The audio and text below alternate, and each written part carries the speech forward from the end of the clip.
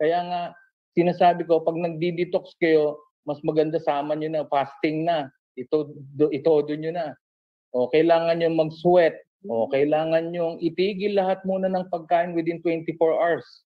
Sweating, salt and water, fasting lang. O kailangan mong mailabas yun through urination, defecation, at saka wala kayong kakainin. Ganun lang po, napakahalaga po ng tubig kasi nga, hindi tatakbo ang dugo, hindi niya magagawa yung function niya para makasirculate sa buong katawan natin. Kasi walang tubig.